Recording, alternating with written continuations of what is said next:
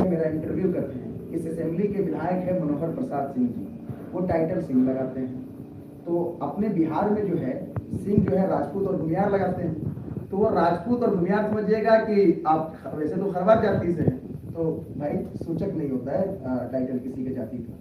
जब आप पता चला कि जब आप नॉमिनेशन के लिए गए तो आपका नॉमिनेशन रोक दिया गया, कहा गया कि मतलब आप आदिवासी नहीं हैं, तो एक दिन तक होल्ड रहा है, इसकी क्या सच्चाई है? नहीं, असल में हुआ क्या था कि नामांकन हम दर्ज किए, नामांकन दर्ज करने के बाद जो स्क्रूटनी का डेट हुआ था, उस स्क्रूटनी में जो भी प्रत्याशी थे या उनके प्रतिनिधि थे वो पहुंचे थे। तो मेरा नामांकन जो यहाँ का निर्वाचन पदाधिकारी है, जो भी एसडीओ भी है यहाँ, उन्होंने कहा आपका नामांकन स्वीकार है। उसके बाद बोले कि आप जा सकते हैं, तो हम क्षेत्र में चले आए। उसके बाद पता चला 2 घंटे के बाद अनुमंडल से फोन आता है कि आपके नामांकन पर आपत्ति दर्ज हुआ है। तो आपत्ति दर्ज कौन किया है? तो कांग्रेस के विधायक ने किया है। वो भी इसलिए किया है कि एक पेपर लेके घूम रहे हैं कि आपका आरओ लेवल पर जाति को निरस्त किया गया है 10 अक्टूबर को। तो 10 अक्टूबर को जाति निरस्त किया गया था, जबकि मेरा जाति जो है डीएम स्तर पर बना हुआ था। तो आरओ तो सक्षम पदाधिकारी नहीं था करने का। मेरे खिलाफ एक साजिश, एक लॉबी जो यहाँ के स्थानीय विधायक उन्होंने की थी। किसी तरह, चूंकि बिहार है, यहाँ कुछ भी करना संभव है, किसी तरह जो है आरओ को करके या फिर लड़के जो वहाँ काम करते हैं आरटीपीएस में, उनसे करके मेरा जाति वहाँ से डिलीट करवा दिया था। तो उसको लेकर विवाद हुआ था, जो चीजें बाद में फिर वहाँ हमारे जो अंचलाधिकारी हैं उन्होंने ठीक करके उसी नंबर पे फिर से जाति प्रमाण पत्र निर्गत करके और दिया। यहाँ के निर्वाचन पदाधिकारी को भी अगले दिन स्क्रूटनी में मेरा नामांकन स्वीकार।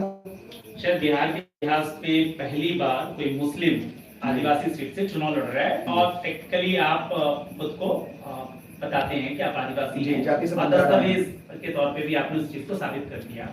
मैं आपसे ये जानना चाह रहा हूँ कि अभी एक शोर है और लगातार मांग उठ रही है, जो खुद को सरना आदिवासी बताते हैं, झारखंड सटा हुआ है यहाँ से, तो वो लोग ये कहते हैं कि वैसे आदिवासी जो ईसाई हो गए, मुस्लिम हो गए हैं, उनको डिलिस्टिंग की जाए, यानी जो आदिवासी का दर्जा है उनको आरक्षण जो मिल रहा है उसको खत्म किया जाए, चूंकि ऐसे लोग आदिवासी नहीं होते हैं। आदिवासी होने का मतलब है कि उसके भीतर आदिवासियत होनी चाहिए।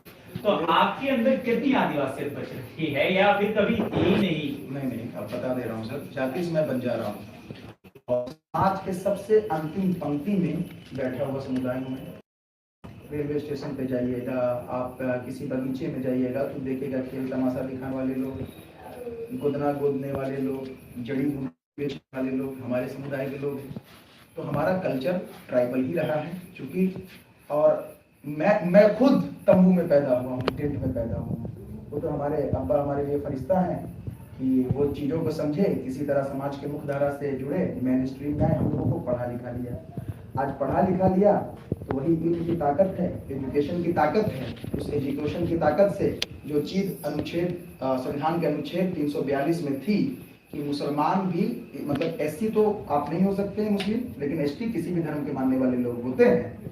तो वो अधिकार जब पता चला तो हमारे भाई हैं जमीरुद्दीन, जब वो उनको क्या करना पड़ा संघर्ष करने के लिए, अपना प्रमाण पत्र लेने के लिए, कि उन्होंने सीओ के खिलाफ, एसडीओ के खिलाफ, डीएम के खिलाफ हाई कोर्ट में, सीडब्ल्यूसी कोर्ट में रिट दाखिल किया।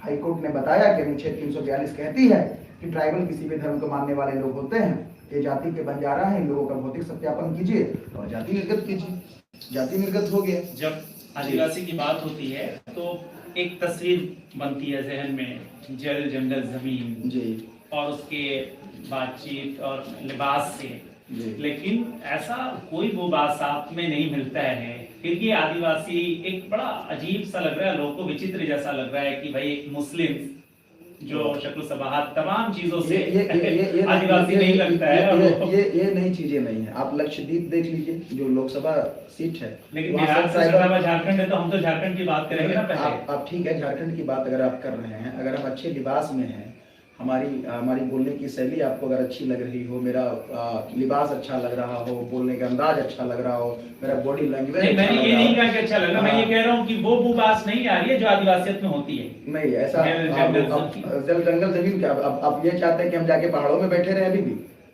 अभी पहाड़ों की जरूरत नहीं है, विधानसभा में हमारी जरूरत है। अभी विधानसभा के बीच रहना जरूरी है, पहाड़ों में क्यों रहे? यही तो समस्या है कि आप लोग हमेशा हमारे कम्युनिटी को, हमारे आदिवासी समाज को सोचते हैं कि वो पहाड़ों में रहे, जंगल में दिखे, शहर में नहीं आए, नेतृत्व नहीं करे, लीडरशिप नहीं करे। ये तो आपका नजरिया है और ये नजरिया का हम कभी सम्मान नहीं करते हैं। हम लोगों को भी चाहिए, मौका चाहिए भाई। रिजर्व सीट से लड़ रहे हैं तो भाई मौका मिलना ही चाहिए। अब आपके परिवार में जब हम जब आदिवासी के बारे में देखते हैं, खास करके वो आदिवासी के अलावा वो किसी धर्म से होते हैं, मुस्लिम्स होते हैं, ईसाई होते हैं, हिंदू होते हैं, तो फिर उनके जब पूर्वज को देखते हैं तो पता चलता है कि उनके जो पूर्वज थे वो आदिवासी थे, तो 3 पीढ़ी 4 पीढ़ी। तो आपके यहाँ मतलब शुरू से मुस्लिम्स थे या पहले कोई आदिवासी थे? नहीं, असल में देखिए ज्यादातर लोग तो कन्वर्टेड मुस्लिम है ना। जैसे जिस कम्युनिटी से हम आते हैं उस कम्युनिटी में आधे से ज्यादा लोग जो है हिंदू रिलीजन्स को फॉलो करने वाले हैं और लगभग 30% लोग मुस्लिम रिलीजन्स को फॉलो करने वाले। ये जरूरी होगा कि मेरा परदादा छपदादा जो कहा जाता है वो कहीं ना कहीं जो है गैर मुस्लिम होंगे, इस्लाम धर्म में कन्वर्ट ही होकर के आए हैं। हमारे मेरा घर अररिया फारबिसगंज है। जब आप हमारे फारबिसगंज जाएंगे, हमारे समाज के लोग से मिलेंगे तो हमारे समाज के लोग बताएंगे कि हमारे किस कल्चर से थे, किस कल्चर को हम लोगों ने छोड़ करके, समझ लीजिए मेरा कल्चर वहाँ विलुप्त हुआ है, विलुप्त हो गया है वो कल्चर, वो जाकर मेन स्ट्रीम समाज के मुख्यधारा से जुड़ गया। और मान लीजिए आप जो मेरे नाम के पीछे खान देख रहे हैं, वो खान हम लोग इसलिए लगाते थे क्योंकि हम ये बात अपने अब्बा से पूछे थे कि भाई हम लोग खान क्यों लगाते हैं। तो खान लगाने का मतलब ये था, जैसे ही हम अगर बोलेंगे मेरा नाम सैफ बंजारा है तो सामने वाला जो है हमको छोटा आंक लेगा, ऐसे ही मेरे नाम के टाइटल से करे यार बंजारा है, इसका क्या विसात है। लेकिन जैसे ही बोलते मेरा नाम सैफ अली खान है तो आप मतलब एक अलग सा नजरिया बनता है। बस उस नजरिए का बचाव जो है ये खान टाइटल था। अभी आने वाला मेरा कोई भी जनरेशन, अपनी 2 मेरी बेटियां हैं, मैंने दोनों बेटियों का नाम, एक का नाम सिफत खान बंजारा है, एक का नाम इरम खान बंजारा है। हम अपने कल्चर को, अपने संस्कृति को और जो मैं हूँ वो बताने में गर्व महसूस करता हूँ, शर्म महसूस नहीं करता हूँ। ये चीज अच्छा, इन्हीं चीजों को लेकर अपने अब्बा से मैंने डिस्कस किया कि भाई ऐसा बात क्यों है। तब जब अब्बा ने बताया हमारे बारे में कि इस तरह का मामला है तो हमने इसी विषय पर एक किताब लिखी। किताब का नाम है खाना बदोश कहानी संघर्ष की। और 19 साल की उम्र में थे हम उस वक्त। ये बिहार के जो मुख्यमंत्री हैं माननीय नीतीश कुमार जी, उन्होंने उस किताब का लोकार्पण किया था, इसी विषय पर था कि भाई हम हैं कौन। अच्छा चलिए हम लोग आगे बढ़ते हैं। आप अगर फिर विधायक बनते हैं जी, तो आप आदिवासी हैं, मुस्लिम्स भी हैं, तो पहली प्राथमिकता होगी, मतलब किन समुदाय की समस्या आपकी प्राथमिकता में होगी, मुस्लिम्स की होगी या पहले आदिवासी होगी? क्योंकि आप आदिवासी सीट से चुनाव लड़ रहे हैं, मैं ये जानना चाहता हूँ। देखिए यहाँ ऐसा नहीं, समस्या सब जातियों की अलग अलग है। यहाँ पर वो अलग बात है, वो समाज का डिस्क्रिमिनेशन है, वो सामाजिक स्थिति है। लेकिन अगर अस्पताल खराब है यहाँ पर तो आदिवासी को भी उतना ही समस्या है, मुसलमान को भी उतना ही समस्या है। अगर यहाँ स्कूल नहीं है, डिग्री कॉलेज नहीं है तो आदिवासी के बच्चे भी नहीं पढ़ पा रहे हैं, मुस्लिमों के बच्चे भी नहीं पढ़ पा रहे हैं। यहाँ बाढ़ कटाव अगर हो रहा है तो आदिवासी भी उससे त्रस्त हो रहे हैं, मुस्लिम भी उससे त्रस्त हो रहे हैं। तो हमारा ऐसा नहीं है कि कोई बेसिक ये चीज है कि किसी जाति पर या धर्म को देख करके हमको काम करना है। ये बात सही है कि हमारा आदिवासी समाज और हमारा मुस्लिम समाज काफी पीछे छूट गया है। उन समाज को आगे बढ़ाने का जो भी प्रयास होगा वो ईमानदार प्रयास, ये लड़का जो आपके सामने बैठा हुआ है अगर विधायक बन गया, अल्लाह ने चाह लिया तो वो होगा।